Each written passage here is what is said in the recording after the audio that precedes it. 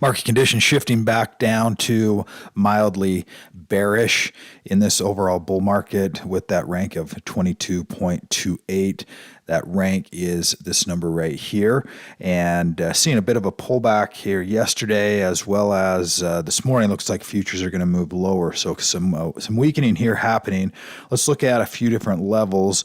We've got momentum sliding back into that range bound non-momentum location, and then also breadth continuing to show weakness. We'll look at the buy-sell ratio here as well. That's also continuing to show weakness. We talked about this breadth indicator where we're starting to see continuing weakness here on each of these new highs. We're seeing less and less participation, and that could slow this rally right here. And we're also seeing sentiment as the upper end of that range, as mentioned before. That can stay there for a length of time. We are seeing the buy-sell ratio starting to shift back to bearish 0.48 now, and building momentum to that downside. If we take a look at sentiment also, we didn't quite ever reach that 85 range. We could test some support right here on any kind of a pullback. That ultimately could create some new support levels for S&P 500.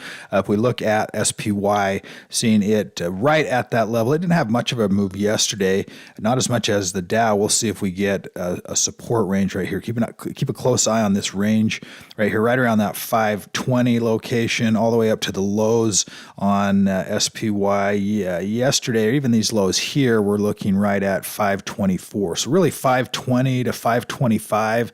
We'll see if we retest or test those areas right here. We're looking at Dow Jones Industrial Average, really seeing some acceleration to the downside here. Also on Dow, that again, we've got some weakness. We're at the upper end of that range, and we're starting to see that happen here. We also saw a pretty big move in bonds yesterday. If I just move this volume out of the way, had another collapse here of that price pattern. We've been talking about this now really, every day for the last few months, to whether or not this bond move here rally back up into this uptrend, if it's going to hold and start to move this direction, or if we continue to see bonds weakening. This has been the trend that is intact, is this overall downtrend continuing to show some weakness right here in bonds. Markets are not going to like that, as we've been talking about. That we need those long-term bonds to go back up in order for interest rates to move lower, and the market wants that happening. Shorter term, not as much.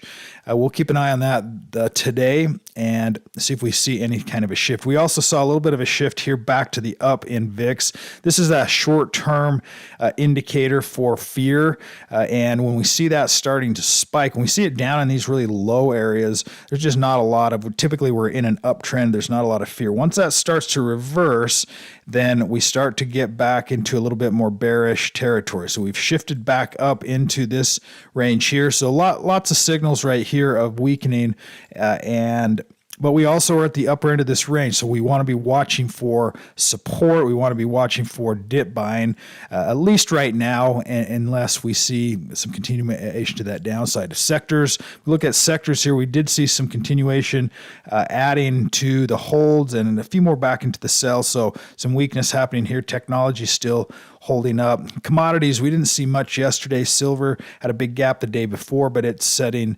right in that upper end of that range. And then also gold pulling back into that hold range, right inside the momentum zone, though, sitting right at that 215. We'll see if it holds up, find some support. If we get a down day or two in the markets, if gold is going to be a flight to safety, oftentimes that is the case. USO oil, we've seen it. We talked about that big move 2 days ago, gave almost all of that back, but we're sitting right at that support range now. See if we can hold up inside of that area on USO. Not a whole lot of stocks in the muscle stocks group today, and there are a few, though. We saw GKOS medical stock looking smooth looking pattern in that overall nice uptrend. We did see a couple gaps here. Dick's Sporting Goods had a big move higher, nice earnings, big gap. Keep an eye on Dick's. And Dutch Brothers Coffee, also a nice confirmation move here, increasing volume during most of that move. Had some good earnings back here. We'll see if we get acceleration on Dutch Brothers. Another place to look on days like this are the muscle stocks group. There's going to be stocks that are in there that are still in that buy, but they may be pulling back inside of a move higher. Abercrombie and Fitch, good grief, this thing just keeps moving. It had a big run up yesterday as well. So keep an eye on that list. That's your strong stocks to focus on. And again, overall market conditions weakening. That'll do it for today's update. Everyone have a fantastic day today.